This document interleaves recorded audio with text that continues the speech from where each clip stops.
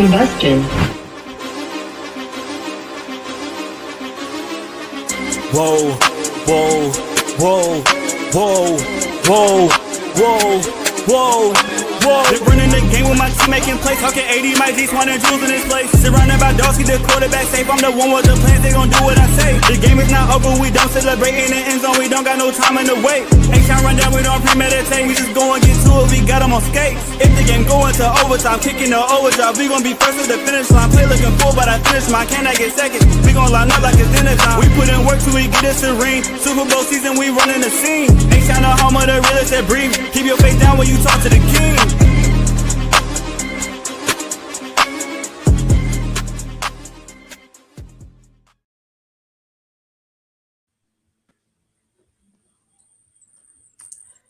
What up, y'all? Welcome to another episode of the H-Time Rundown.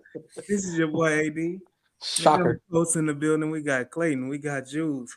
How's everybody doing on this wonderful Sunday night? That was good. We shocked to see your ass though. That was clutch. That was impressive.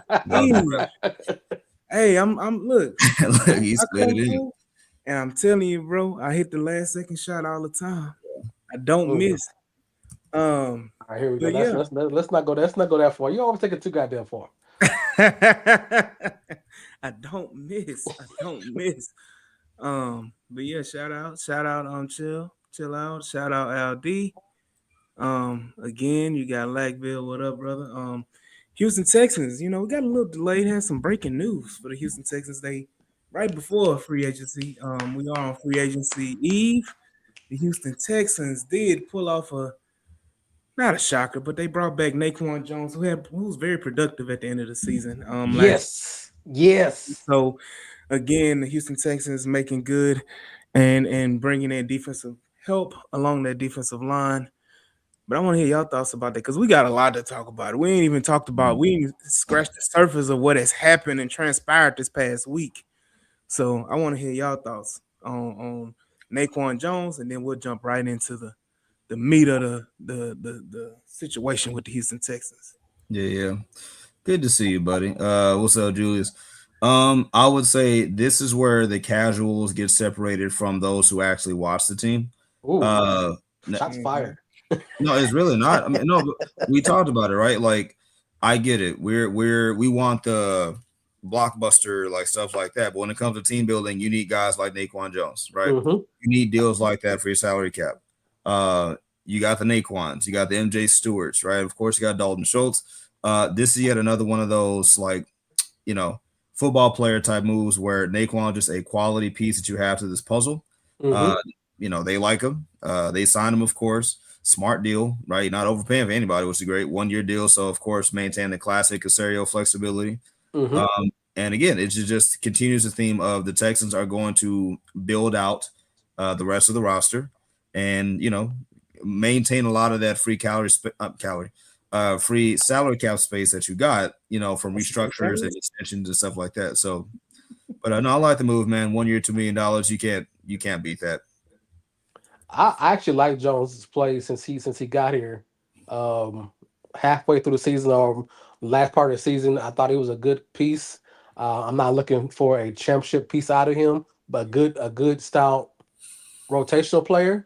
If need be, he can start in spots. The salary was wonderful because I know that we have bigger priorities when it comes to the O-line that you're looking for these big names on the O-line together. So you're refilling your depth with your own people, and it's a nice salary, and he's a quality player. And with the two studs that you have on end, you can really not get the top tier talent because they gonna require most of the attention.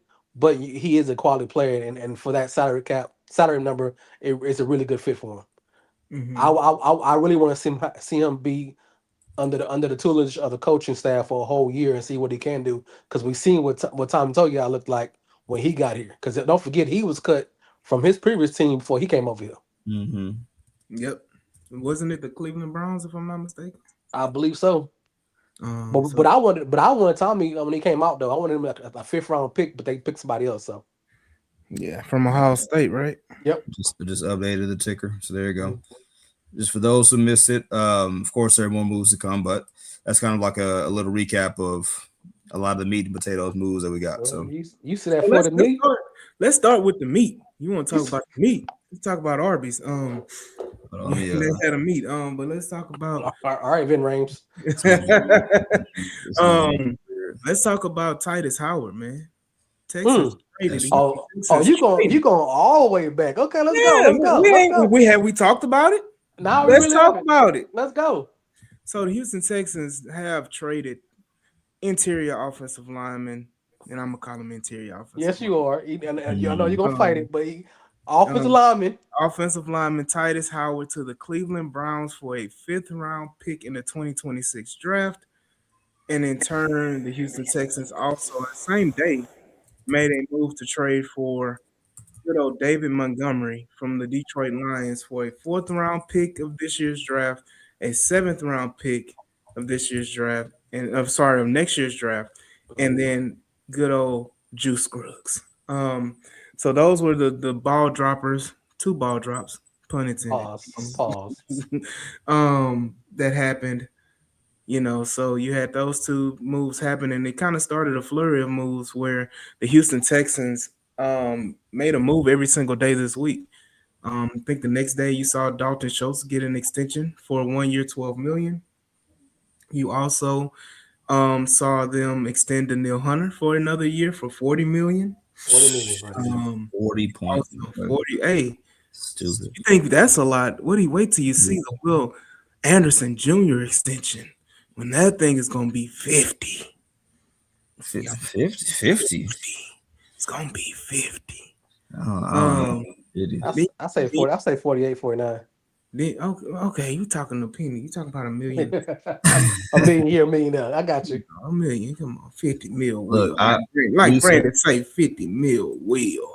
we said off stream that Will Anderson, we can see a scenario where he gets the most guaranteed money of all time, regardless of what the fancy numbers are. Like most guarantees ever, he's going to eclipse Micah Parsons in short order once his deal drops. So, So you got that, and then you had the release of Joe Mixon, which was a long time coming. And then also the Texans re-signed MJ Stewart as well. So you had that as well. So just depth pieces and getting everything together.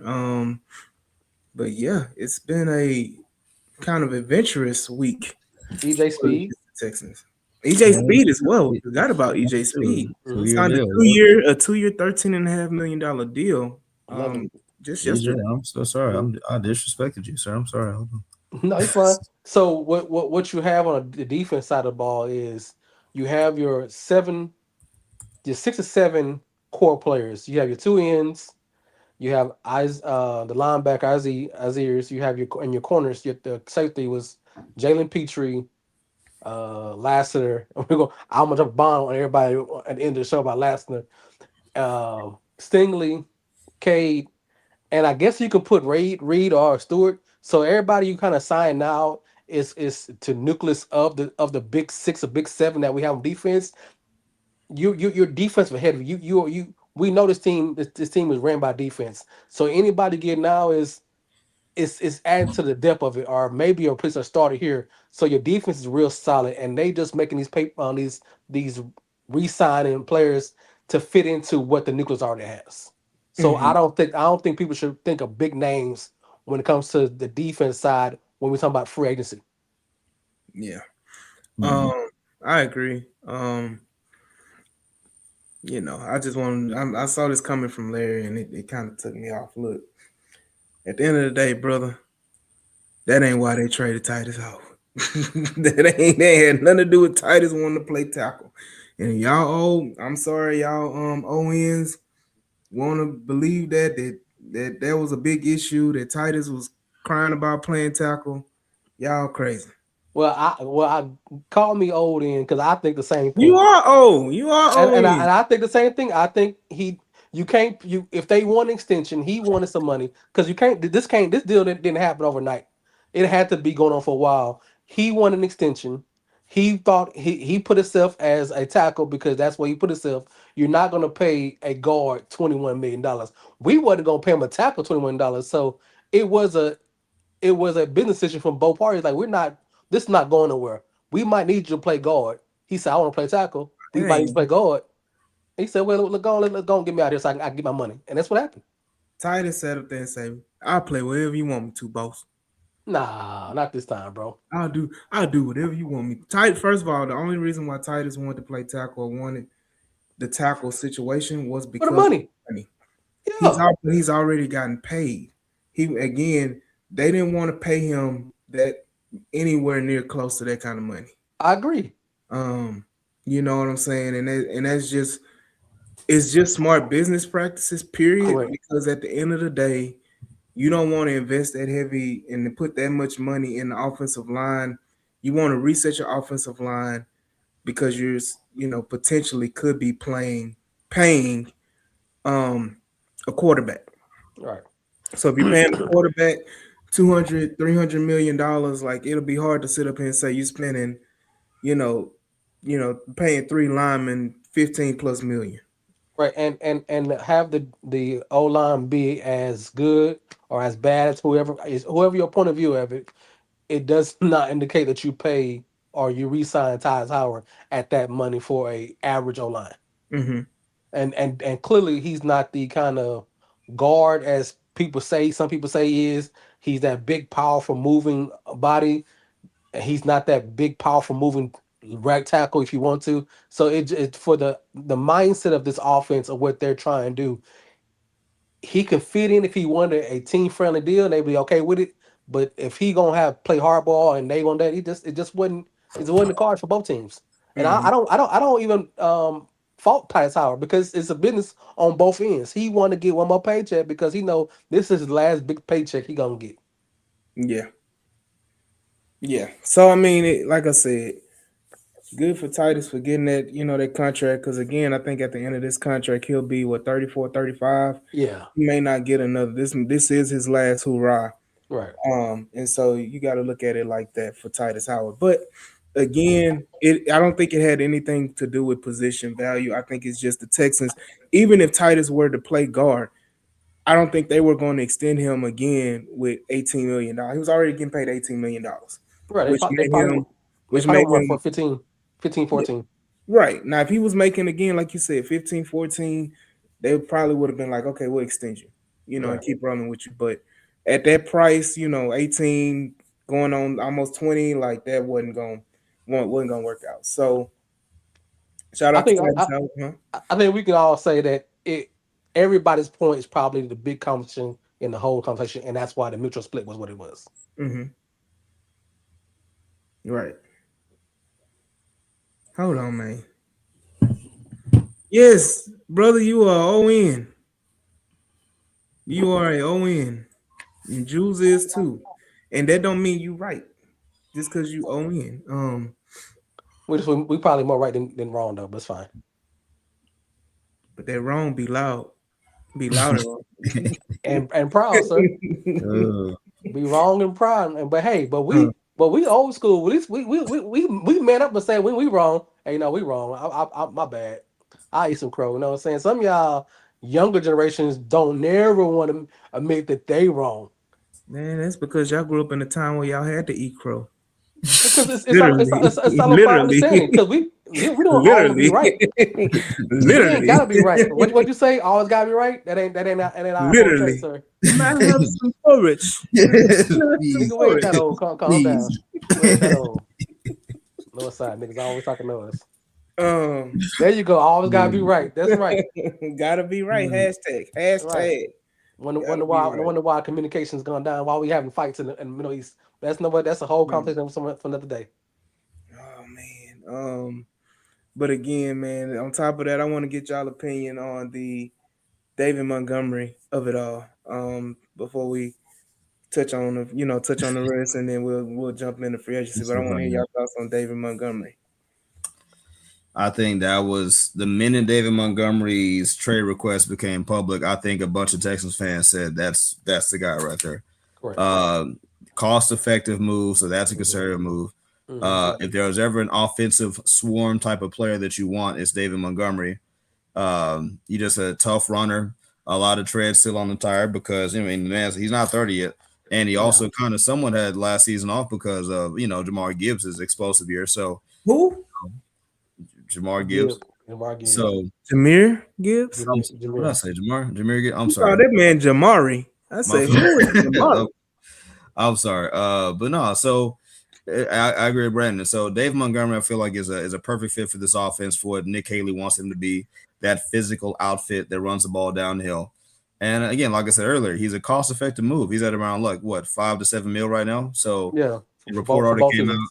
Yeah, and reports already came out that they might adjust his deal. So there's that. So which will still have him well under, where people are having names like Devon Achane be and Brees Hall be. So, I Devon think, Achane, huh?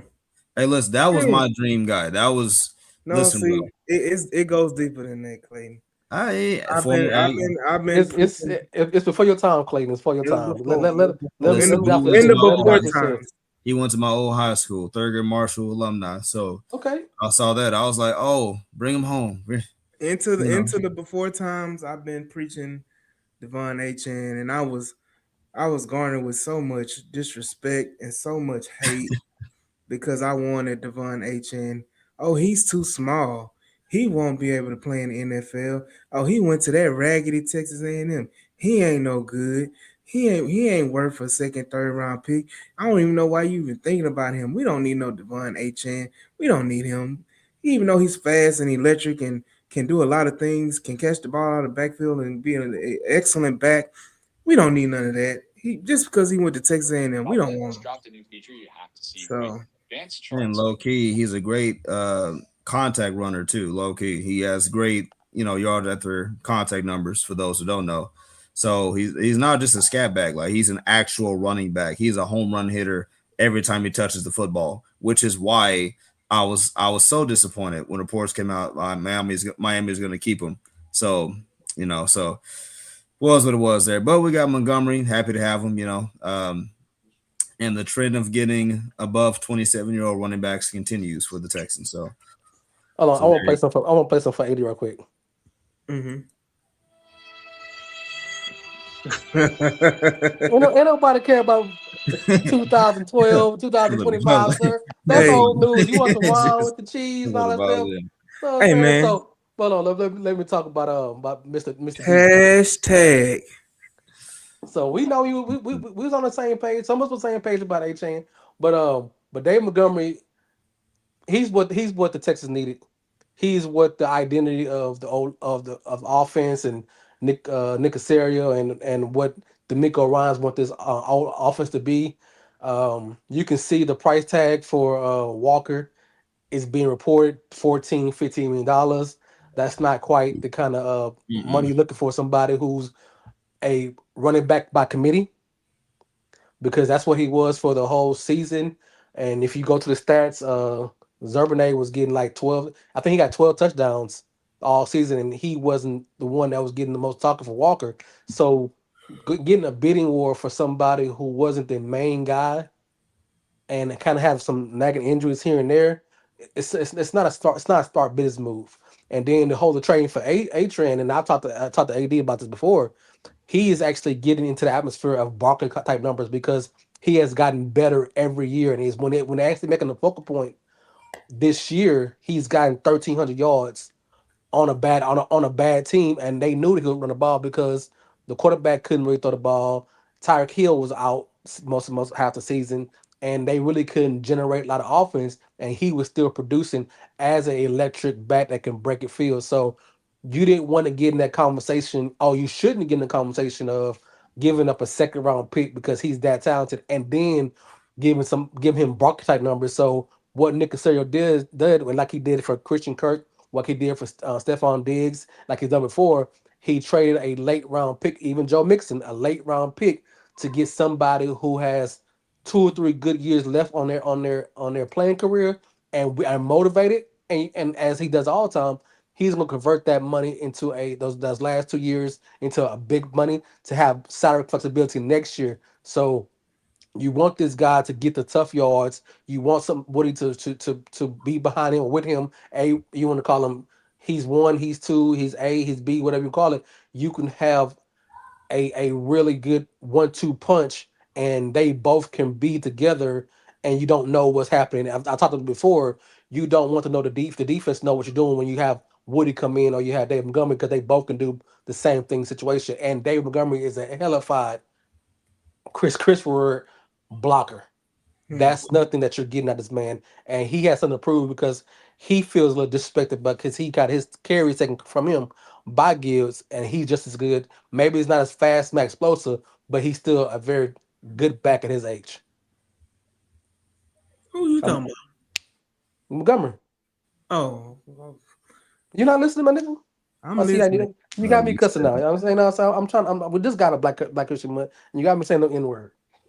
Look, man, I'm listening because I heard the A chain, and then it switched real quickly. And Well, I was saying I was trying to keep up. I'm like, hold on, man. because You said A chain ain't as fast as Gibbs? no, I said that Montgomery is not fast. Yeah, So yeah. it's the whole thing about a second round pick and top money for Achan. That's not really smart business move for this team to go forward. So could they do it? Sure. Will they do it? Probably not, because you got David Montgomery. Could they still entertain it? Sure, but I don't think it's a good business move going forward. So let me say this, because he's saying Casario probably messed up Montgomery trade value by giving him a contract extension. Brother, you giving, like, when you say an extension, you're talking about 1 year. Yeah, And you're not adding years. you're not sitting up here saying we about to give him a 3-4 year contract. We're not about to do that. But again, just adjusting the money around and moving it around to allow yourself to have cap space this year, and to give him a raise, and make him, whole, Mhm. the situation whole. Like, at the end of the day, you traded a 4th round pick and a 7th round pick. You basically traded a, and let's be real, the only thing of value you traded for Montgomery was that 4th round pick. Exactly. So you're talking about a 4th round pick that you basically gave up for Montgomery. And I know Juice Scruggs, whatever, but Juice Scruggs was out of here in so many words. So I'm not tripping on Nick Casario, and we got to get off the Nick Casario. Like, I understand people have hatred for the man and all that type of stuff, but a lot of these moves are made not because of him specifically. They're made because of others. Like the whole offensive line shuffle. As much as people want to put that on Nick, that's on Cole Popovich. Cole Popovich didn't want Titus here anymore. Cole Popovich didn't want Juice Scruggs here anymore. Cole Popovich wanted Trent Brown back, which is what we got Trent Brown back, which you didn't put on the ticker. Oh yeah, Um, that's right. We did get he wants a Cade Mays. So you may see that happen. You may even see, I feel uh, like that's gonna happen. I feel like that's gonna happen. I mean, if it doesn't happen, look at Lloyd Cushenberry from Tennessee as a guy as well. Yeah, Sure, Lord, you sure? yeah. Hmm. I looked him up. You sure? Mm. Like, You looked up his PFF stats. That's what you looked up. no, not even the grades. No, that's what you watch. I'm talking about the amount of pressures. I'm talking about all that stuff. Like, you sure? Yeah, I'm not good on Christenberry. Yeah. So, Christenberry. but again, like I said, there's different options that you have. You could have an Elton Jenkins that'll come out, may be cut soon, when the league year starts. So you have all these different options and potential. So, um, like I said, all of these different moves happen for a reason. So, and it's Mhm. not just because. And again, I think the Nick Caley wanted a certain type of back, um, more of a power back. Be So careful. Montgomery hates when people call him that. Be careful. that's why he called Knuckles.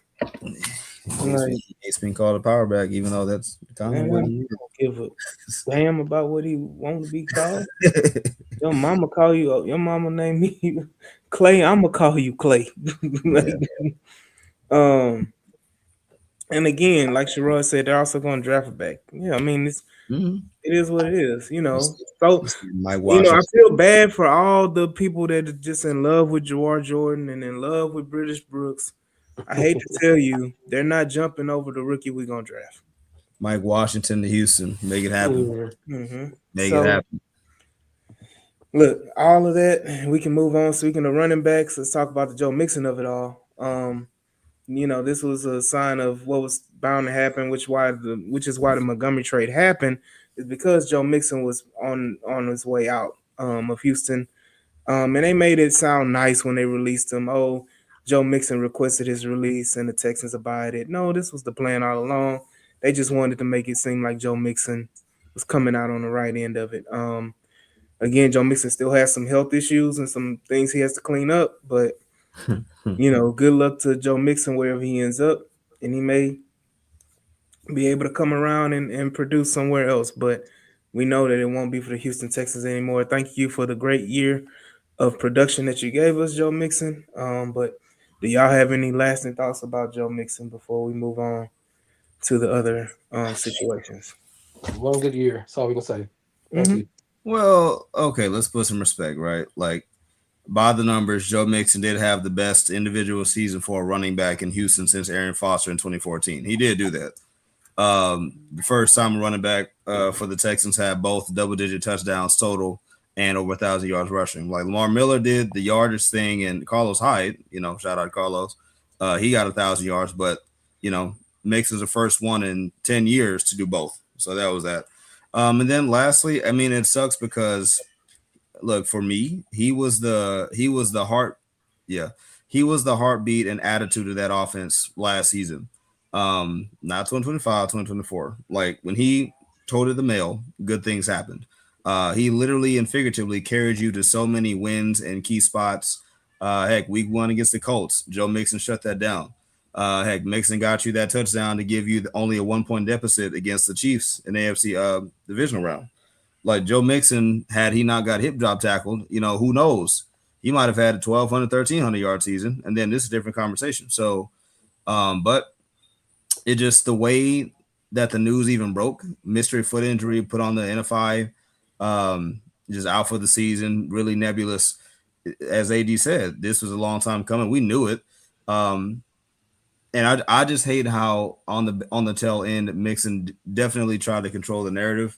I don't know if y'all recall, but when he kind of got in a little brief spat with Ian Rappaport, I think. Yep. When Ian basically said exactly what was going to happen, which is Mixon done for the season, and Joe was like, "Well, I guess you know more than me, huh?" Like blah blah, blah all this stuff. So, a lot of pettiness on the way out, but much credit to Joe. Thank him for his contributions.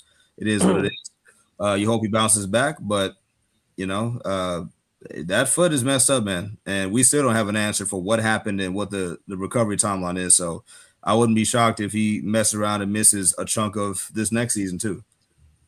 Man, like I'm not being cold. Is the fact of the matter is you had a great season 2 years ago.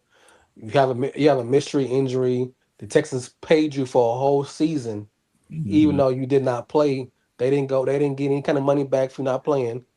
So and they did you a solid by not releasing you to make you look bad. You had to pardon the ways. So I mean, there is no great way to say goodbye. He did what he did. We don't know what happened, and we moved on. This just it. This is it's not a swan song, and we just have to move on because it's business. You can't be trusted to go on next year, and we can save 8 million, and we don't know what you're gonna come back to you, and we can't miss around fragrancy on a different back who can be who is healthy and they can do the same thing. It just is what it is. It's just business. This one, Yeah, another he person, he did to himself. and we. So he did it to himself, but he kind of did. He did. He did. Well, Thank you. Aaron Wilson said he needed stem cells from overseas. I'm like, what stem cells? Aaron Wilson reported this after AD reported this. But that's what I'm saying. Like, I'm saying like but yeah, you called it long time ago. Look, it's still not confirmed exactly what it is, and it doesn't help that Mixon has yet to speak out on it. So the thing about it is that you can't address it without opening a wormhole of, things that could, first of all, damage him and his career and future. Correct. And then also damage the Houston Texans. So it's almost like, if you damn if you do, damn if you don't. And he needs to take the high road and be a mature adult and just keep his mouth shut and keep moving. Don't say anything else about the situation. It was really bad combine week when they asked Casario again about it, and he said, "Yeah, I think he had a procedure during the offseason." I think, Like what? That's your starting running back who you're paying $10+ million. You think he has something done, and that lets you know, like, okay, yeah, no, whatever happened, the Texans were somewhere else, and mixing something else happened. There was lack of communication, and he did something, and that they didn't know about it. So they really, for real, they did him a solid by really think about it, bro. If this was like the 49ers or some other organization that really was known for outing you, heck, the Steelers, like. Can you imagine Mike Tomlin sitting on that kind of information? Can you imagine Kyle Shanahan like going up there every week answering for this dude? Like some other team with a lesser culture probably would have said something like, but Texans just don't do that. Look, Brandon said I think he and the team had a medical settlement with the provider, and that's why they can't say anything about it. Yeah, I mean, that's what I'm saying. Joe Mixon needs to be quiet. I'm gonna say this. Regardless of what it is, whatever team he plays for next year or he plays again, the first question is going to be asked, what happened to your foot? Yeah. And people talk too, stuff leaks. Right. It is what it is, but let's move on from we can talk about Joe Mixon all day, but we're not going to do that today. We'll talk about shifting gears, staying on offense. I'm so happy that this happened because it just delighted me that I could crush Clayton's dreams. I knew it was going. I knew it was coming to. And so let's talk about the extension of Dalton Schultz, getting that good $12 million and ending the hope and belief that we get. Hey, man. Well, look, bro. I got nothing. Look, for all that don't know, yes, man. I've been on the Sadiq train. I've been on the Stowers train. I've cooled off as of late to the Max Clairs of the world and whatnot. Yeah, Max he a good player. Listen, I thank you. Put Brandon's up there since we're talking. Put Brandon back that most recent one. Yes, thank you. I think Dalton Schultz is your Mark Andrews, and now you need an Isaiah Likely. And no, that's not Brevin Jordan. It's Brevin Jordan. No, sir. No.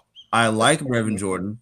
He cannot stay healthy, at least right now. And look, prove me wrong. I hope he does. I think he was a low-key big L of a miss not having his athleticism, for 2 years, right? Like when he took that, think about it. He took that 70+ yard touchdown against the Browns to the house in the playoffs. Schultz wasn't doing that. So that's why I was big on in an offense orchestrated by a whole tight ends coach, basically.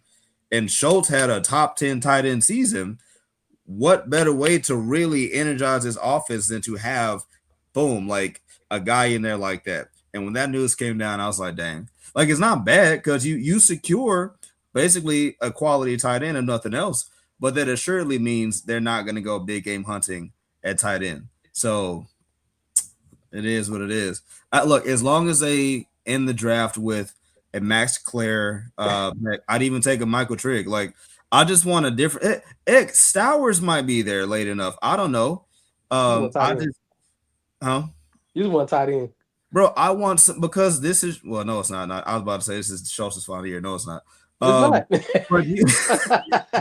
you want to get a guy like I want playmakers. Hello, before you finish, Brevin Jordan fans remind me of Christian Harris fans. All they can say is about that 170-yard touchdown or one play here that he did in 2023. Agree. Okay, but what has he done since then? Why are we still holding on to Brevin Jordan and Christian Harris like they just this phenomenal situation? And hey, y'all know I was the biggest Christian Harris fan from the get-go, but when you can't prove you can't play and you can't go to the field and you a healthy stretch, bro, we gotta move on. Brevin Jordan, we gotta move on from Brevin Jordan. Look, the people that are big fans of Brevin Jordan and Christian Harris, like you said, they talk about that one couple plays that they made, and they do all of that, are the same people that go and talk about. You remember back in my day, I had that one block in 1975 on this. He ended up being an NFL player back in high school. It'd be in 1989. I made the game saving tackle and we won the playoff game in high school, and they want to be remembered for that Right. for the rest of their life. And so those are the same people that are just the biggest fans of Brevin Jordan and a Christian Harris. Like, What well, if? he showed that one time, Yeah. but again, Christian Harris hasn't been healthy. Christian Harris hasn't been productive in 2 years. And then you go back to Brevin Jordan. Brevin Jordan hasn't seen the field in 2 years. Right. So like living on plays from the past, and again you're talking about health issues. Like you can't trust those guys, Right. because I think shout out to Killer Cal, man, but Killer Cal, brought up a question, brought up Brevin Jordan not Brevin Jordan, brought up Christian Harris out the blue, and I'm like, nobody gives a damn about Christian Harris at this moment with the Houston Right. Texans. Like, why should a Texan fan care where Christian Harris plays? So I'm gonna say two things. One, both plays for Christian Harris and Brevin Jordan, you can dissect that. D'Amico Ryans put Christian Harris in the perfect situation for the interception. Yes, he's fast and talented enough, but when your head coach can see something and you do something, that's a great move. But that does not indicate your whole NFL career. Brevin Jordan, that touchdown, it was at least two misplays and a misread by defense, and he had a straight line, and he's faster than a lot of people out here. So we got to stop having these great plays overshadow what they truly are, Mm-hmm. and move on. And as my second point is for Killer Cow, who brought up Christian Harris. If they re-sign Christian Harris, it should be more a question on the D'Amico Ryans and Matt Burke and why this cat didn't play damn near all season when he was a healthy scratch for 9 out of 17 games. So us even having this conversation would ask more questions about what happened 2 years ago, what happened last year, that he can't see the field. So why do you want to keep asking questions? So what happened? Any reporter would say, "Well, you signed Christian Harris back, but he was a hefty scratch all last year. What was going on? Has the injury come back, or what was his big injury?" Just like Joe Mixon, we don't know enough answers. So why are we having these conversations about Christian Harris when he's no one talking about resigning him? Hmm. Come on, Yeah, guys, we gotta stop living the past about one play here, three play here. We gotta move forward. We in the championship mode, and you see what Nick Osiro trying to do. You paying Terminator over there a extension. You getting his big brother a 40 million compensation for 2 years. We talk about this next you two paid windows. EJ Speed. You paid EJ Speed to be your secondary linebacker, and you paying him right at $6.5 million, Man, we or right want at guys. $7 million. You should want guys on this team that you know that's going to war with, going to trench with. I'll apologize because we're actually in real war. That you can count on every game. They're going to be here. Not guys. Oh, we got question marks. So I don't want to hear Christian Harris name anymore. But that's just me. I digress. Nobody wants to hear about Christian Harris. Nobody, I'm tired about Brevin Jordan. We should be past it, but Yeah. but again, we're here. But thank God that we don't have to worry about Kenyon Sadiq, because Kenyon Sadiq is going to be Clayton, another. Clayton, why he keep rolling that salt in that wound of yours, old boy? It's gotta Listen, just. I don't understand. I'm sorry. I thought Alcohol, lemon I, juice. I thought we liked athleticism and touchdowns and So winning. there's a list of those guys that ran the extremely fast 40, It similar ain't just about the build, 40. similar athletic type. The last one that came out recently, I think, was Evan Ingram, in that same build. And Evan Ingram now is just a journeyman tight end that had probably a half of a good season his whole career. Okay. At some point, I get tired of seeing it. Much respect to who I'm about to reference, but I get tired of seeing Owen Daniels being the best tight end in franchise history. I Well, get you tired of these about to get Dalton Schultz as being the best tight end in Texas history. second best, right? That by default, like he. But my whole point is this. Like you want the explosiveness at tight end and everything like that. Like the tight ends that are top of the line like that, are they truly that explosive? Like Travis Kelsey was the number one tight end forever and a day. Was he like a true home run hitter, or was he just a damn good tight end? Well, that's what I'm saying. Like, I don't care. Look, Sadiq, Stowers, Claire, I want somebody who's an impact game changer. Dalton Schultz provides you stability, which is good. He had a career season, but he's more of a possession tight end. He's stable. He knows what to be. He's smart, which is great. Use that. But I want the Texans in 2026 to utilize the tight end position in a way that historically they never had before. Owen Daniels was your GOAT. Dalton Schultz is your 2, and then whomever else after that. They have an opportunity in a draft flushed with tight end prospects to at least take a shot on the guy, even if it's not Kenny Sadiq. I just want there to be intentionality to attack the position, and maximize every spot that you can. Like, Clay, well, I'm arguing with this point. I'm not arguing, but I'm telling you a point. Do you know the reason why Owen Daniels was the best tight end we had? shoot. Because we had an O line. We didn't have to have him blocking as a 7th or 6th person blocking and guarantee he had to block because we couldn't block. The O lines that he played against, them guys can play 5-on-5, sometimes 5-on-6 to give quarterbacks and running backs open gaps, or allows your Owen Daniels to get open and be a safety blanket when things broke, because that gave the time, the holes and the gap and the time span to throw around. Schultz is not a blocking guy. We already know that Schultz is not explosive, but Schultz can give you more when he gives to you if he's not asked to block 95% of the time, because we can't hold up on blitzes. Agree. No, I agree. It's just with that agreement, I also see yards left on the field when I watch Schultz play. And it's not to disrespect him. We're just having a conversation. Yeah. I see a lot of meat left on the bone with Dalton Schultz. A lot of plays that I'm not even going to say Brevin Jordan's name, but if anybody else in that position on a tight end screen or this or that, they're taking it for at least another 5 to 7 yards. They're fighting more. Schultz is who he is. I like Schultz. He's stable, right? He's a stable option, but there's stability and then there is innovation. And right now, the Texans need to, all of their innovators are on the defensive side of the ball. All of their innovations over there. 100% agree.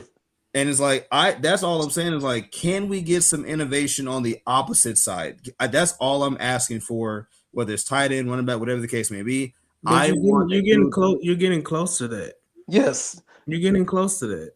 I'm gonna say 2 names that didn't have any kind of skill besides getting open and falling down. Jason Witten and Greg Olsen. Bro. Jason, there's nothing great about Jason Witten for Dallas Cowboys. What other than he got open. He got open and he fell forward. That's all you wanted.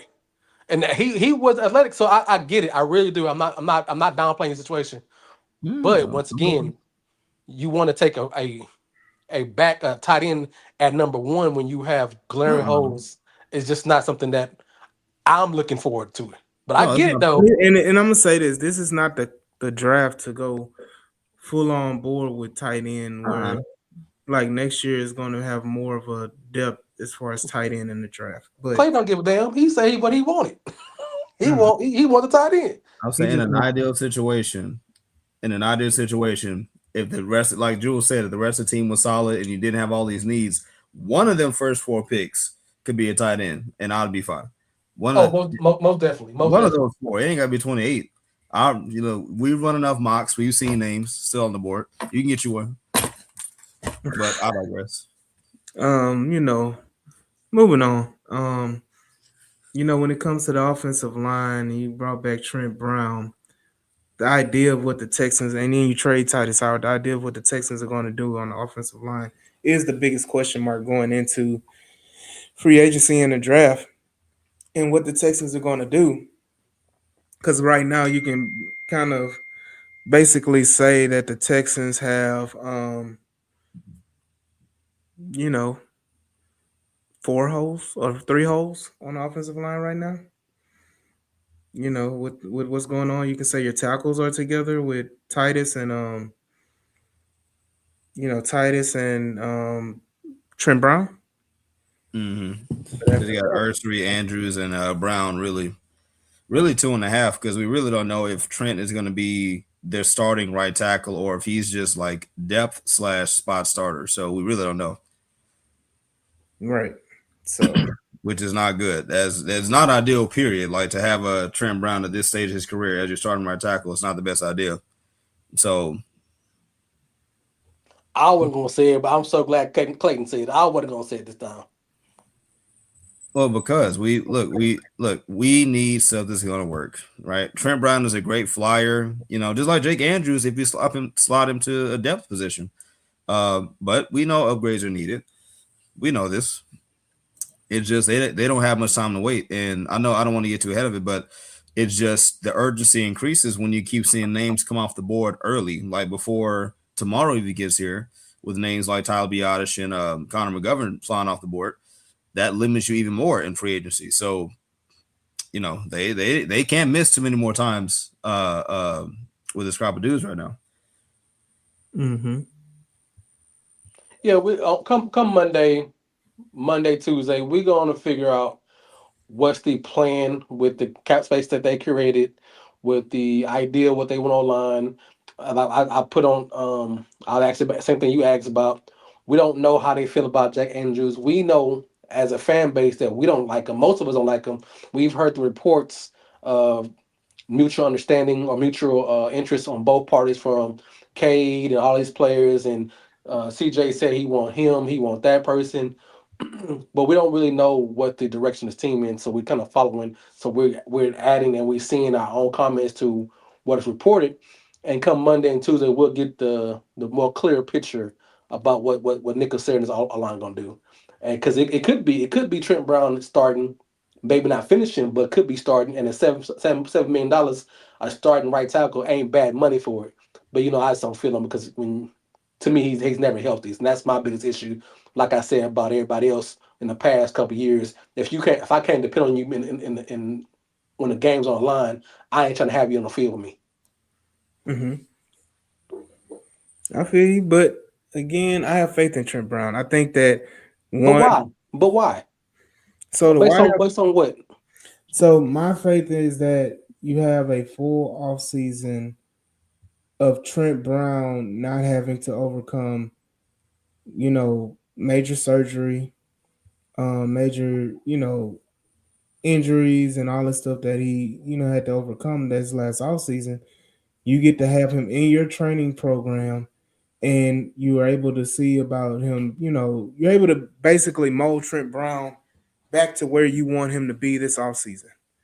And I think that for the most part, he was pretty much healthy when he came back and started playing, he was pretty much healthy all the way until the last game. And I thought he missed a game or missed a couple of snaps during the season 2 when they kind of missed a game couple overs. of snaps, but nothing like crazy. Exactly.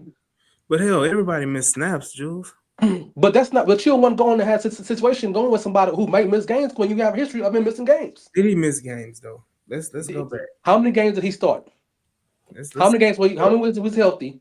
And how many games did he miss in the playoffs? He missed the one game in the playoffs. What? Okay, that's a big thing. And he wasn't healthy when they signed him. So it can be word signs all you want to. The fact of the matter that he didn't come to the season healthy, and that you're hoping, and that's what it is, and you hoping that he could be molded back into the Trent Brown of everybody think he was when he first played for New England. He's solid, but he's not a something that you can depend on because he hasn't proved it in over 6 years. Mm-hmm. Yeah. I don't want people romanticizing Trent Brown because of what the very low bottom we had from the team had all the beginning. Well, he played good for 5 games. Oh, great! Now he's a great. No, let's not forget we started at the bottom of this O line, and he looked good because we're at the bottom. Yeah. I got you, but I have faith in him. I have faith. But I think that when I say I have faith with it, I think that the Texans, again, like you said, he played about 8 to 9 games, and that's when he took over in the middle of the season. So he finished the season off with the Texans. But it's to me, I think that Trent Brown is, and you look at the 1 year contract. I think this is probably his swan song as far as playing. But I think it's the fact that you are drafting. It kind of insinuates you're going to draft a tackle. Correct. and which is fine, And so again, we had this conversation offline, Jules, and I made the statement. I'd rather have two different ways of thinking, and the way I want to think about it is that I'm drafting a player to develop to take over, rather than I'm drafting the player and I'm hesitant for him to take over. I'm waiting for him to take over. Um, and there go Larry Payton about backdooring about Trent Brown. Again, Trent Brown was productive, because my thing is, you would be right about Trent Brown if he was not productive at all. If he wasn't productive at all and he couldn't do anything, he couldn't play, then you can crap on him and do all that stuff about Trent Brown. But Trent Brown was very productive and probably was outside. He was your best tackle. So I was half right.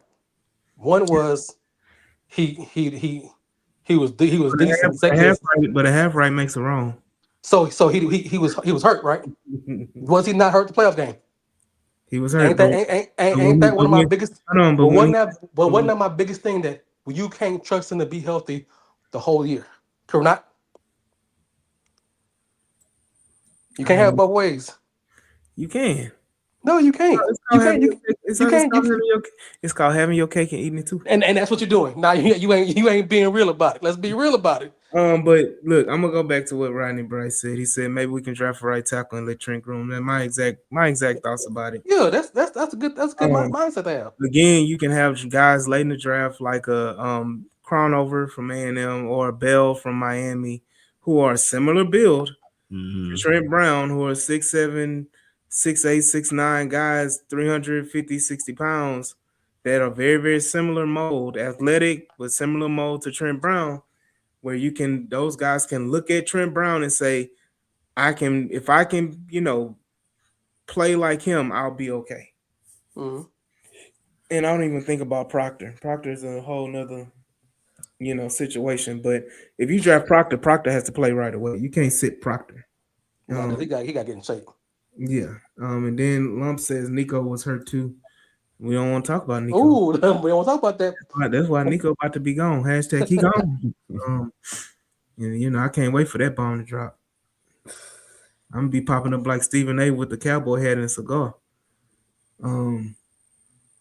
Yeah, I know they brought him in, Brandon, but that doesn't mean that it's a guarantee they're gonna draft him. You're gonna see a lot of players that they're gonna bring in. I can't wait till they bring in Master Tackle. When they bring in Master Tackle, you're gonna say, oh, they brought him in, that's who they're gonna draft now. So we'll only make about $4 million if he plays 9 games. Right. I mean, nobody's tripping on it. I just like that it's some stability in it, is that you have the guarantee of, like, when he does play, he's going to play decent to well. Mm-hmm. He's not like Trent, like the way that the conversation was approached is that Trent Brown is a liability even when he's on the field. And that's not the case. So that's the point I'm trying to, get at. So that's where we're at with that. Mm-hmm. So, we can move on. Mm-hmm. I tried not to talk about Trent Brown, but y'all would have brought Trent Brown into some conversation. Mm-hmm. I have my bones sometimes, but I don't let him go. But I get a man credit. He played well.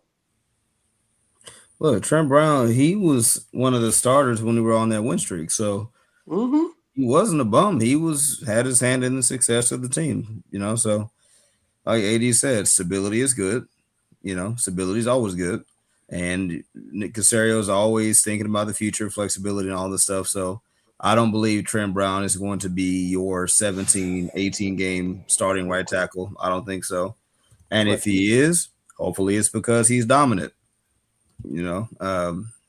So we just don't know. That's the thing. Like, Super Bowls aren't won in the offseason, right? Like, we're talking about this now on March 8th. Yeah. Like, what we're talking about. Yeah. I mean, hey, What's the next topic? Because I know y'all hate me for. So there is a little breaking news. The Raiders are trading for Teron Johnson for a 6th or 7th round pick from the Buffalo Bills.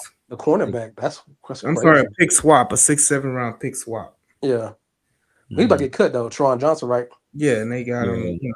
But Yeah. a That's weird. little That's news. weird. That's kind of weird. So I'm gonna go ahead and let's jump right into it because we're almost an hour in. Let's go ahead and jump right into it.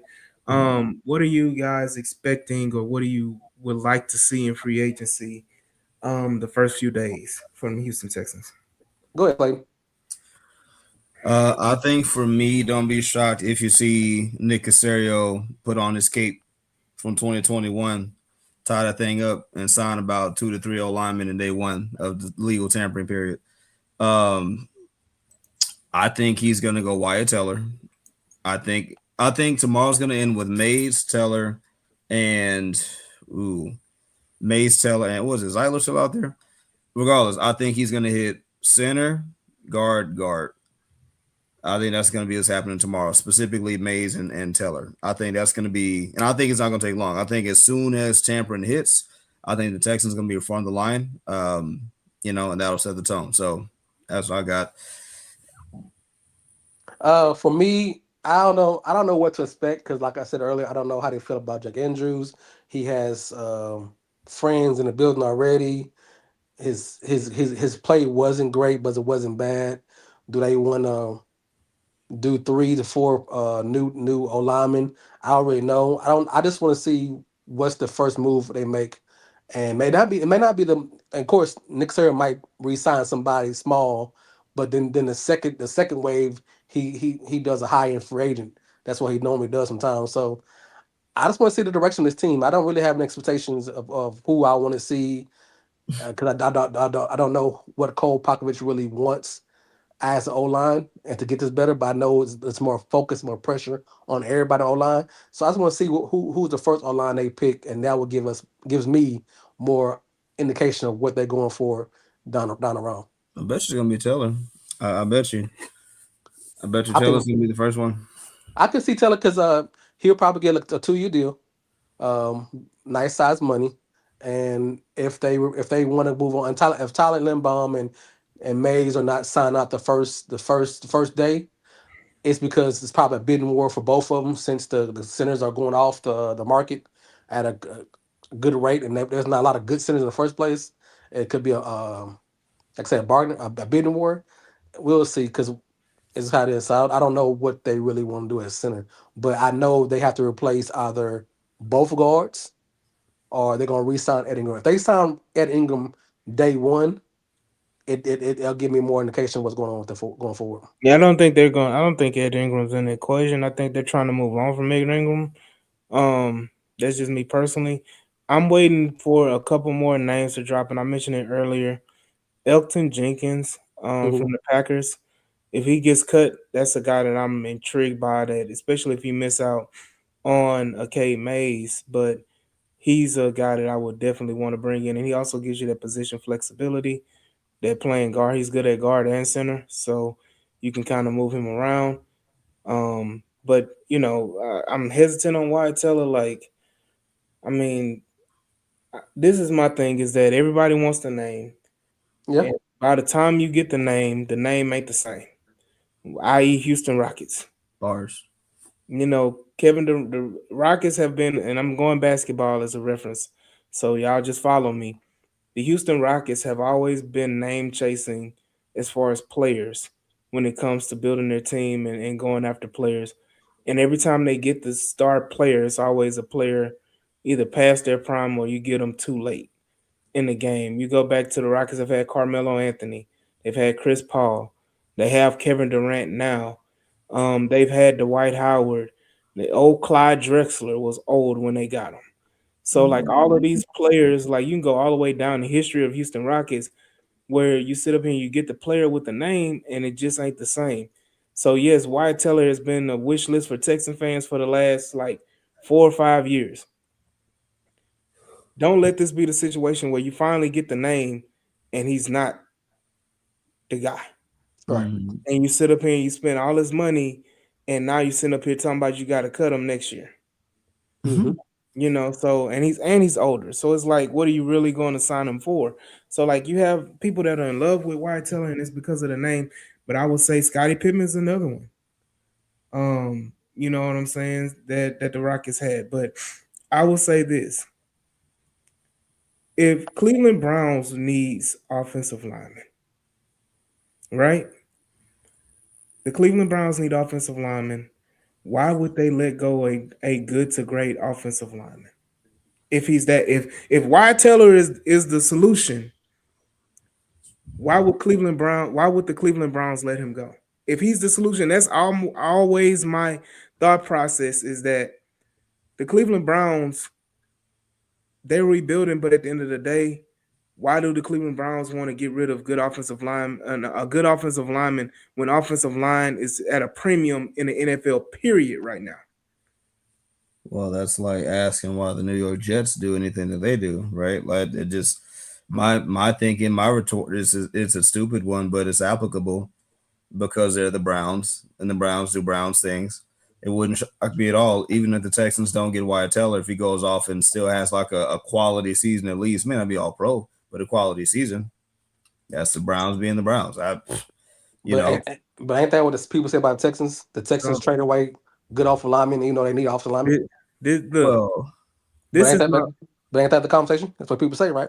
but well, this in is the past, yes. Right. this is my point. Here we go. Blue Boy Shine. Wyatt Teller was an all pro talent 2 years ago. Wyatt Teller's an all pro talent. Why are the Cleveland Browns releasing him? Hey, It could again, It doesn't no, at the end of the day, you don't let all pros or all pro talent walk out the door for nothing.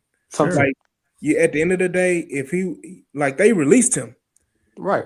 they could have traded him. You let him walk and you ate a cap hit. That's the difference. So that should tell you more about that. You see it all the time. I just talked about the Tremont Johnson trade. Hmm. He was Maybe about to get cut. We traded for Joe Mixon when he was about to get cut from Cincinnati. Again, maybe doing a solid. solid for what? You Because still they can trade him. because they like they respect them. They like them and do a solid, man. Do what Another you want to one, do. man. Nah, another one. But Batonio and all of that, they letting all of that. You know, it's All just the point. It doesn't make sense. Like, okay, he didn't want to play for the Browns. You about to make me cuss. So what? What does that have to do with anything? I was gonna say if you Like, want to, no. What is? Oh, he didn't want to play. I'm just playing. I'm playing devil's advocate. No, I'm not talking about you. I'm talking about the comments. I Like, sure. know. game face 44. So what? Look, well, here's one. If we want to wash this one down with a nice taste here, another name that you can look for that was allowed to walk by their team, but for other reasons, Zion Johnson, Los Angeles Chargers, a guy who looked like every bit of a bust. They denied his fifth-year He's option, Kenny Green Jr. right? But he turned it around at least a little bit to where Barley. hey, listen, it's about what have you done for me lately? So we talked about all stream. It's about timing and availability. Yeah, And you you turn did it say that. around, just in time to maybe get a little bit of, maybe a good, healthy 1-year prove a deal, maybe a one-on-one kind of deal, just to kind of see. You don't overcommit to Zion because you want to see him do it again. But he is another player that, because of circumstances, he was allowed to walk, and the team was right at the time to do it. But now it's like, that shucks. He actually kind of got a little bit better. He's in the same mode as what Ed Ingram was last year. Except we Exactly. traded for him. So But what you always say, man. But they come over here. But Carl Popovich, he might turn I'm them not back a I'm couple not against years. I'm not against bringing in the Zion Johnson. I'm just saying the situation of like that's like them not picking up the 5th-year option was their fault. Like, Right. you know what I mean? Well, That's no, they were right to do it at the time. Like they were no, right at the time. but I'm saying like the Chargers letting him go at the that was his contract was up. They didn't Mhm. get the 5th-year option. They let him go. Yep. So it's just the point. Like I understand, Mike. Whatever. I hate to break it to you, brother, but that's about 65% of the NFL right now still talking about their offensive line. You know, everybody's talking about their offensive line right now. Name me a team that really is like 100% confident that they're not talking about their offensive line. I, Seattle. I will kind of come as a fence a little bit and just say the Texans are a special case is because what other team is like have owners of 3 of the worst 5 offensive line performance seasons of all time. Like we are notoriously and historically known for being who killed David Carr, right? Like Texans got to wear that. So That's not that. But see, you're not even old enough to know the full story about how that even transpired. hey, And look, every year for the last 4 years, we have replaced 3 to 4 starters every year. listen. That's what I'm saying. Like the Texans have not met. Like I agree So that like I it's look, overblown. I'm gonna say this. I don't think people realize the situation with the offensive line play in totality. Offensive line play in totality has tremendously dipped. There's been a lot of misses on offensive line across the league because of the lack of development and the lack of microwave success, or not the lack of, but the want to of microwave success when it comes to offensive line. That's why you see a lot of retreads and a lot of offensive linemen on their second, third team finally becoming successful.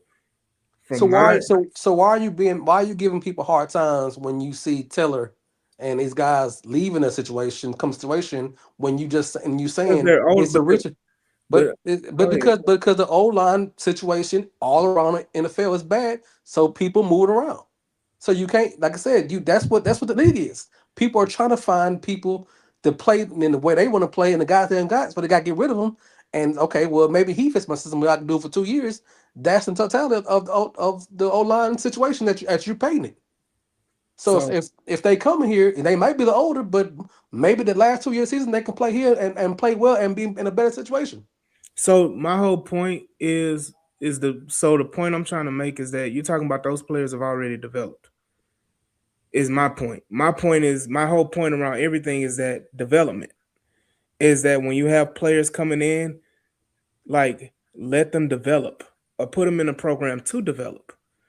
There's not a program for offensive linemen to really develop now. And that's why you don't see a lot of success rate till later, is because they're again not putting an opportunity. Like Taylor and Batonio and all the guys that we're talking about, they were in spots where they were already developed or they had Mhm. already did everything they needed to do.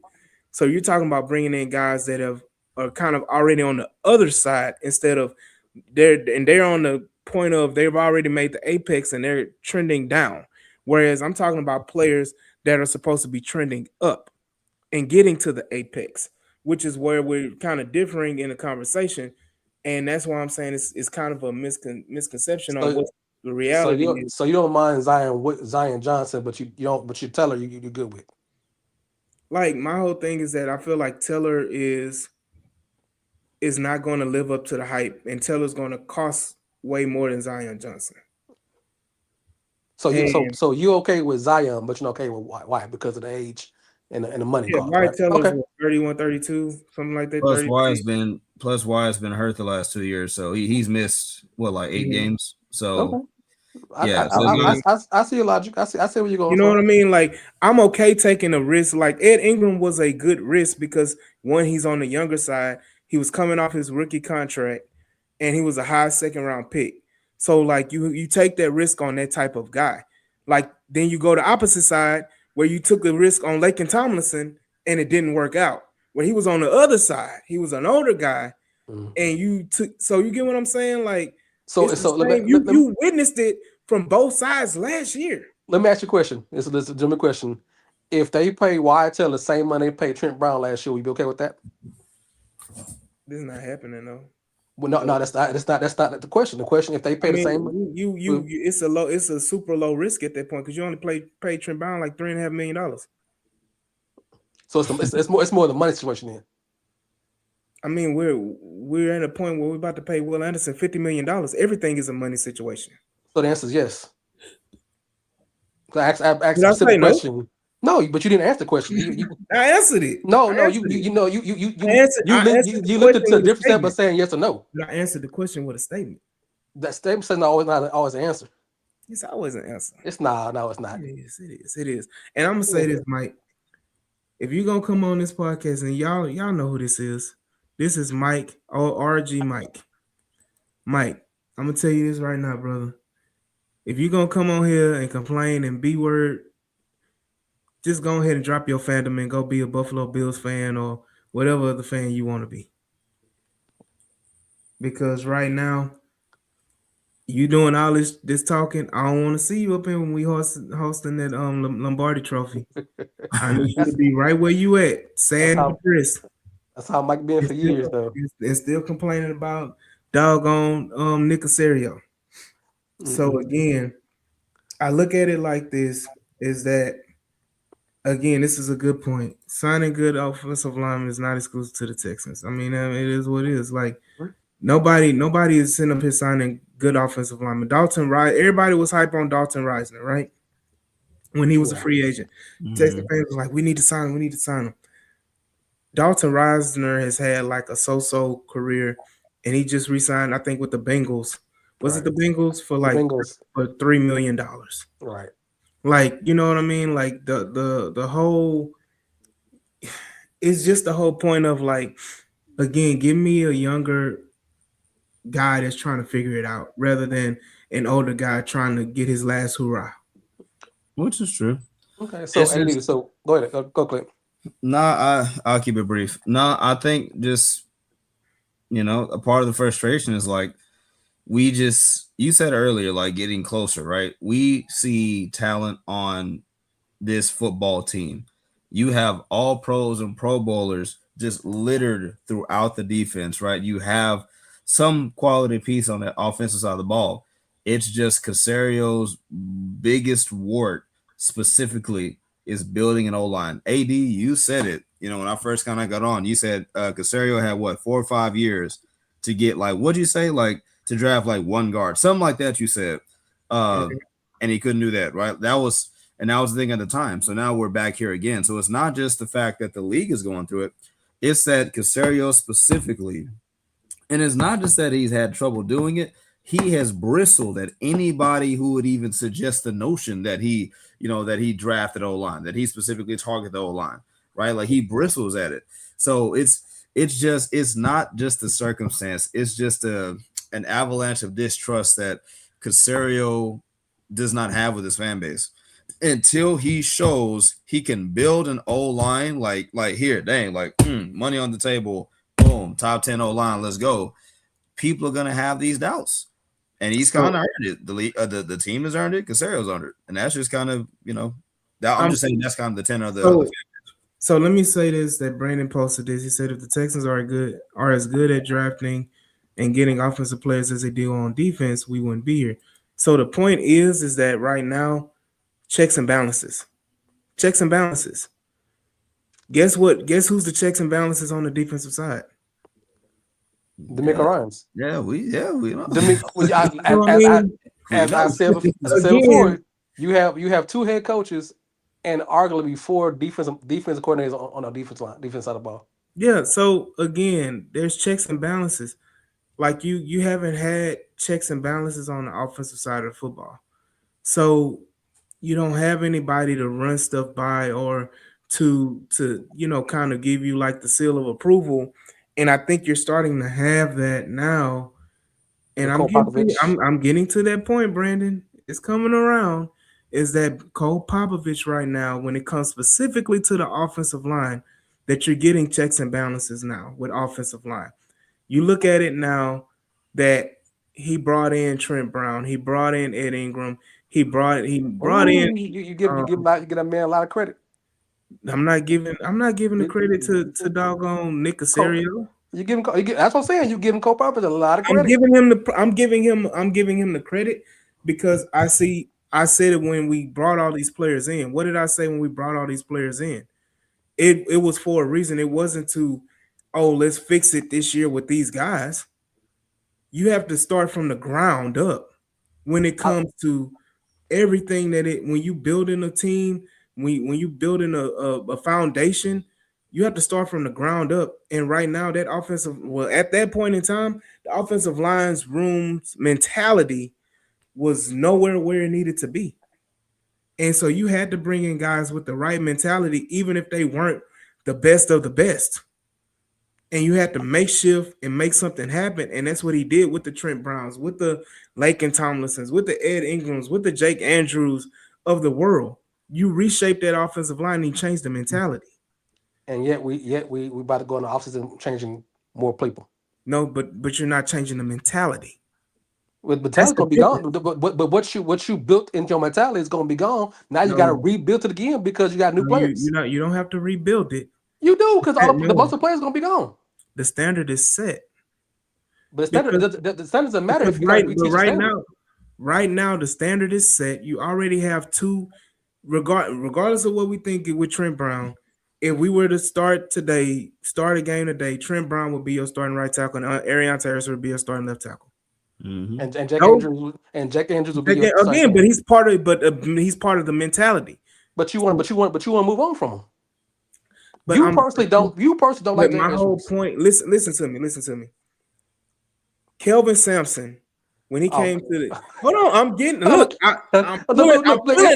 it out. Come on, you got to wrap the point up because we got stuff to talk about still. What else we got? We ain't nothing to talk about. You ain't answered the question about what you expect from Monday. Because you reacted to everybody else what everybody else say. Offensive line. But okay, that's it. That's it. That ain't more. That's no. You're not really giving us the fan base nothing. You're just like O-line. I mean O-line, but first of all, we don't know who's going to be available. Yes, correct. Yes. I've always preached Cade Mays. I've been preaching Cade Mays. People that watch the H-Town Rundown know my point. Who I want. I've said it. And I've said it earlier in this episode. Who I would prefer. So my answer has already been given. I'm just giving clarity about Cole Popovich and my faith in Cole Popovich. You have a lot. I feel like you have, when it comes to certain things, especially offensive line, you have to set a standard. There was too much BS and him being trumped by whatever that man name is, whatever is the old man, Saucer. Yeah, Chris Saucer. Him, whatever his name is, get him out of here. He kept getting trumped, and so now you're in the point now they got rid of Laremy Tunsil, who arguably was a cancer. Personality-wise, he wasn't good for building up, mentoring off other offensive linemen, younger offensive linemen. I say it again, there's never been a guard that has been great next to Laremy Tunsil. Never. So Laremy Tunsil is not a positive influence outside of, hey, man, I'll tell you how to go get your bag. But I can't help you out there to be consistent. You just got to have it in you. So that, like Laremy Tunsil does not present the right mindset when it comes to the offensive line. And yes, Titus Howard is another one. Titus Howard, he changed, but Titus Howard could have been greater than what he was. Again, the mentality is set that it's a no BS. They want nasty, grimy, tough, rugged offensive linemen. That's who they want. That's the mentality that he set, and that's the expectation that you have now. So if you draft it or whatever, these are the guys that you're going to bring into the building with that same mentality. So if Cole probably said he wanted Taylor, you be okay with that? Gotta roll with it. Okay, so I just want to make sure we're on the same page. Gotta roll with it. And when he crashed and burned, then I'll be on Cole Popovich's ass. I mean, it is what it is. That's how it works. That's how this works, right? And I think that's the perfect way to segue out of this, which is whatever the Texans are going to do, they're going to do it. Just say it with your chest when you do it, and if it fails, you better own it. That's all. And that's it. Because he has yet to own it. Just own it at this point now. Just Casario. There we go. That's the truth. That's why you hate him, because he never waved like he did anything wrong. Look, at this point, I speak for a lot of fans when I say people are just sick of the shtick of I'm smarter than you. Right. And they just want to see you commit to a move and stand on it. That's it. If you think this is the way to go, then stand on it and make it work. Right. To quote the famous philosopher, mama, this ain't enough. Make it enough. That's what it is. Make it enough. Whatever it is, just Nick Casario got I'm the smartest man in the world, and TJ got I got the greatest faith in the world. Neither one have any kind of ability. Oh my goodness. I'm gonna say this, man. Nick Casario is a typical white man in America. Oh, I'm a word Yeah, salad my oh way out no, of any and every situation. we about to get canceled again. I mean, it is what it is. We, Is we that, dodged the bullet tell on me what a lie is. we all look right. we AD we dodged the bullet on CJ not having men in his life at the barbershop. Yeah, there you Like go. Hey, we dodged the don't bullet. don't circle it back because I'll pull No, it no, no, out. no. Let's We're pull no, it no, no, back. no. Look. There Hey, was some NFL news that happened last couple days that are just big news. Yeah, the Kansas City Chiefs traded their the cornerback to the Rams. And That's more and he just got paid. right. So I'm gonna say something before we go because Clayton already know I'm going with the situation. Max Crosby, which I give Trent Brown. He handled him when they played against the Raiders. That went well, but he goes to the Ravens.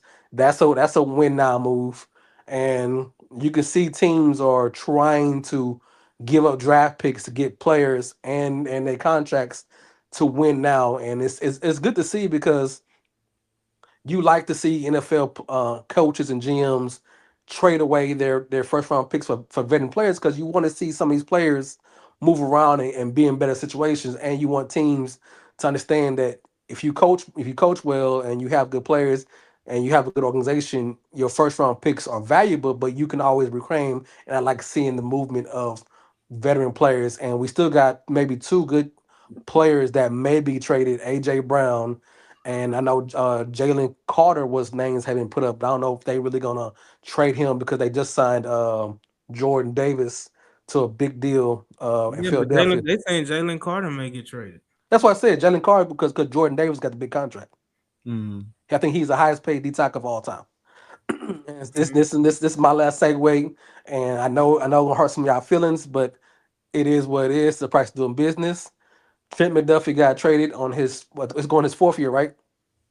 No, fifth. Oh yeah, fourth year, huh? Yeah, because he was a second round pick, correct? Mm-hmm. yeah, So so this time next year, we're gonna be having the same conversation when we trade away Lassiter, somebody else for draft picks. The same situation. I think Stingley will get traded for Lester. you watch your mouth. You watch your mouth. I've already made peace with Lassiter maybe being out of the door. You so will Mark watch. You for will watch your mouth. so for Okay? everyone listening and everyone who's going to listen in future races, you can mark this day down right now. If Lassiter continues to play at his level and get the recognition because people are targeting him more than Stingley because they think if they got to pick their poison, they're picking him and he's showing up like he's going to because you have so much money on your cap going to next year and you can't pay everybody.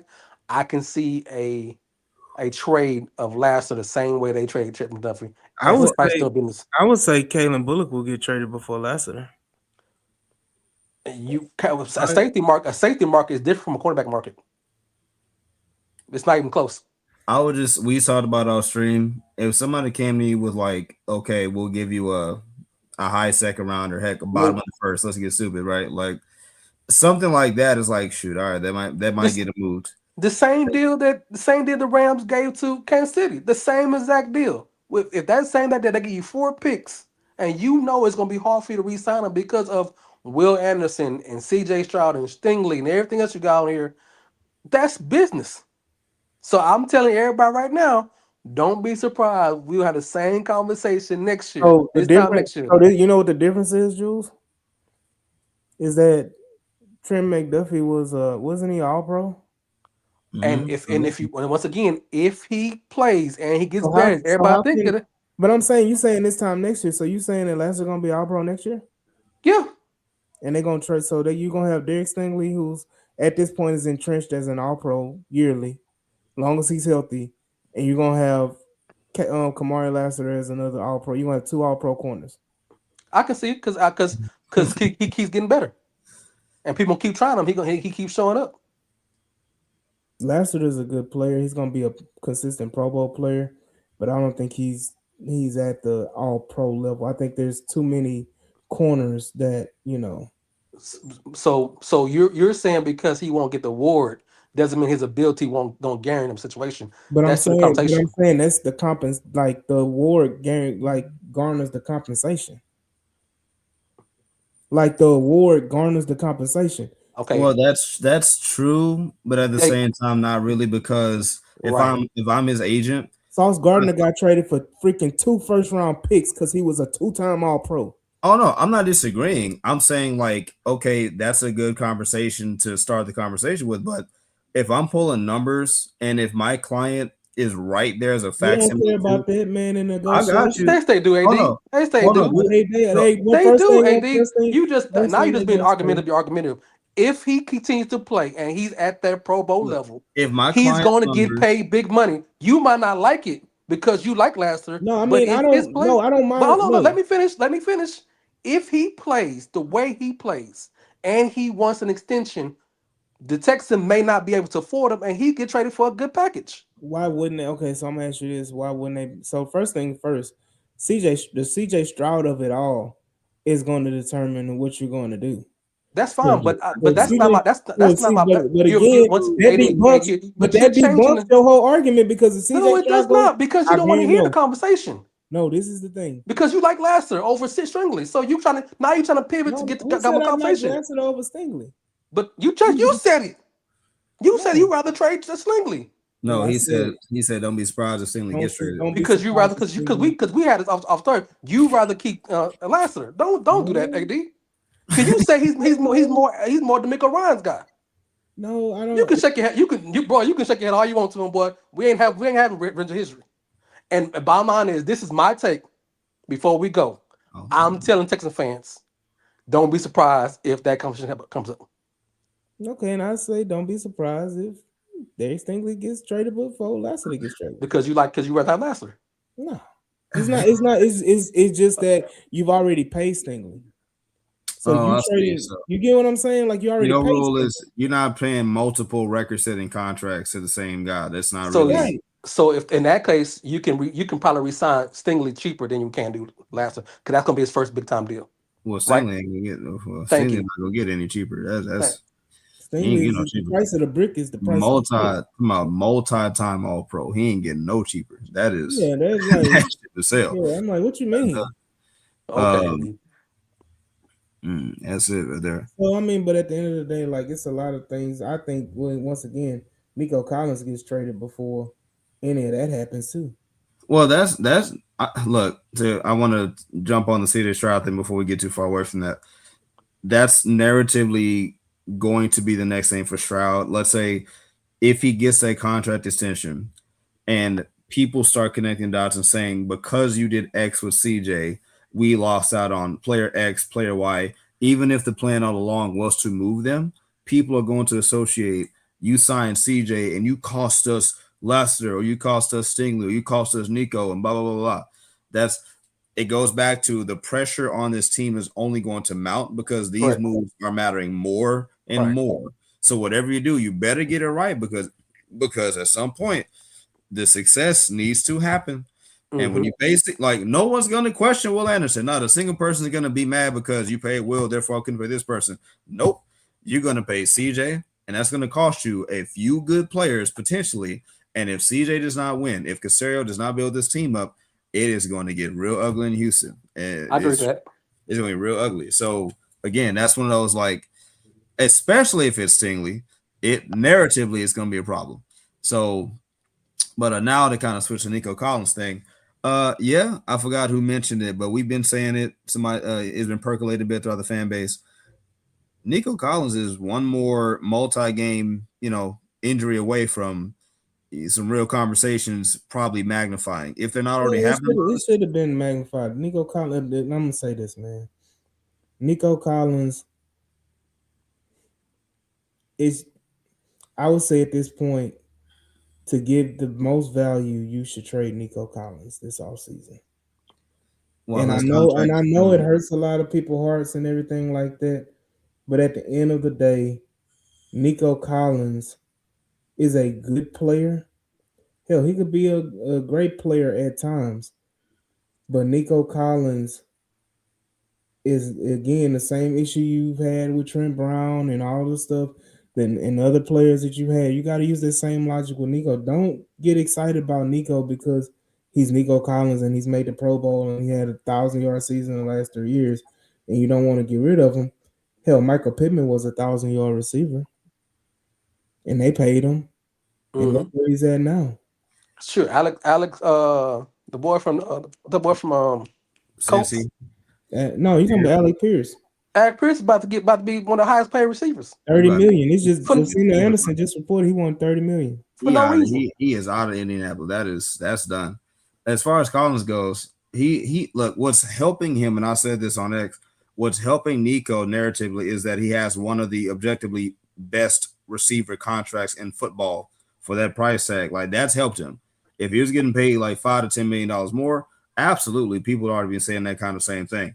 And my last point on it, I'll shut up and give it back to y'all on Nico. What hurts Nico also narratively is the fact that, availability, best ability against the 49ers, I want to say week 8, that was the best game Stroud played arguably all season on offense. This man had his highest yardage output, the most efficiency, highest passer rating. Like that offense was humming. Braxton Berrios looked good. Jalen Noel was getting some touches. Like the offense looked great without Nico being there. Am I saying that you can project it over 17 games? No. But when you see it at least once, it's like in basketball. Sometimes a shooter just needs to see a shot go in once for them to say, okay, cool, shoot it again. So they've already seen what it looks like. And again, they've had to play multiple playoff games and regular season games without Nico. And you got Nico Jr. in-house already and Jaden Higgins. So depending on what you can get for Nico Collins, it might end up happening. It will suck from a sentimental standpoint. But I think that goes back into Nico, Davis Mills, players like that belong to an era that is far, that is gone now, right? Where now you're trying to move into Super Bowl territory. And just like KD to the Rockets, when you drop a real Hall of Famer or a real winner in a situation, you kind of see everything else for what it is. And just like you got KD and a bunch of nobody else with the Texans, like who are your champions? That's your defense. And then compared to who? And that's where all this comes from. Nico may not be that guy, and therefore you have to act accordingly. And this is what separates championship winning organizations from the organizations who are just happy to be there. The Texans have historically been a franchise who's been happy to be there, holding on for way too long, while the Eagles and the Chiefs make those hard decisions that keep them winning every single year.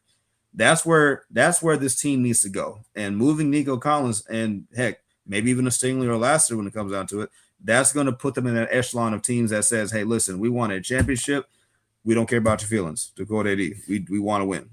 I think we done hurt a lot of people's feelings today. I think we're gonna shut this pack cut down. Trade Nico Collins, trading Stingley, trade Lassiter. I don't think our fan base can take it. And in the words of the great Ronald Isley, frankly, my dear, I don't give a damn.